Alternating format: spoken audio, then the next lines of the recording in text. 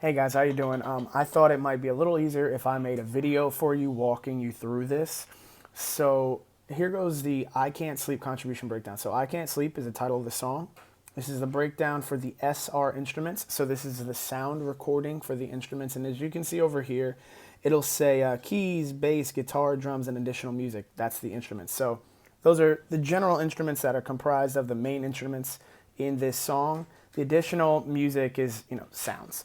So we have a breakdown for every section of the song: the intro, the verse, the chorus, the second verse, the chorus again, the bridge, and then there's a double chorus that takes the song out. And so we just have everyone's contribution in there. WFH, if you see that, that's a work for hire. So anytime that you have an agreement, if you pay someone to do the work, and it doesn't matter what amount of money it is, it can be $1, whatever it is, but if you pay someone to do the work that they're doing on the record, that technically can count as a work for hire, and you send them a work for hire sheet, and when they sign that, that essentially means that they are not entitled to any ownership on the record. This, however, was like with my band, there's no way that I'm not giving them ownership on the record. So that's how it is. When you scroll down a little bit, it'll say instrument composition points. So essentially what we did was we just took every section of the song and designated points for it. And since everyone contributed in these areas, you see how everyone's points totaled up. That gives you 100% of the total record. When we get down to production and arrangement, which still counts as part of what's involved in the instrumental composition, all right, we have the names of everybody who was involved, what they did, and how many percentage points we gave them, and then the weighted instrumental contribution. Now, weighted instrumental contributions, I'll explain this all at the end, the weight. This is not normal, but just for me, with the team that I work with, I know that it tends to be that I end up owning a lot more of the record than everyone else because of how much I contribute to the record. But I still value the other team members' contributions. So I automatically build in removing 10% from the record to redistribute it back out to anybody who's worked on it. And I think that's important because I also have an engineer that works with me like really, really closely. And so I want to build in a way sometimes for my engineer to get points on the record. So if we continue to scroll down, page 2, it says I Can't Sleep contribution breakdown. It says SR Vox. So this is the sound recording for the vocals, right? So we can see who worked on the vocals, which looks like it's just me. So it's just me on the vocals. It's still the same breakdown, so it's like fair. And you see 100%. So when we get down to the third page, this is the total and net contribution. So the instrumental composition plus the vocal composition, which is like the record, right? And so it breaks down the record. We just add up those points.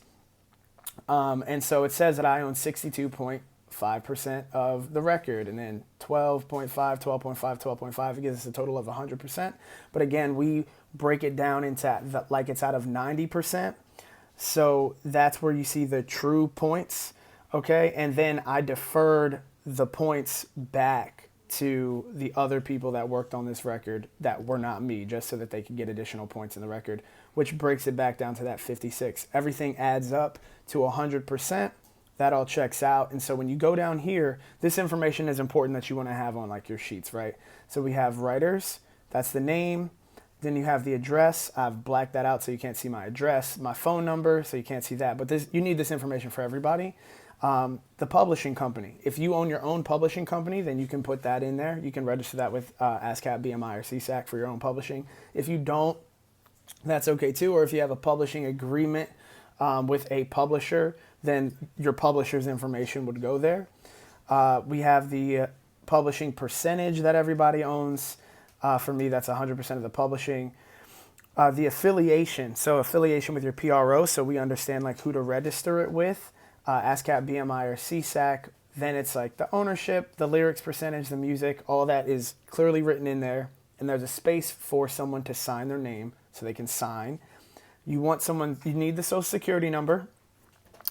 Social security number, we only need it in so I won't say you need it. We need it for us, like I do, because I also have a business. I run everything through McCove Media LLC.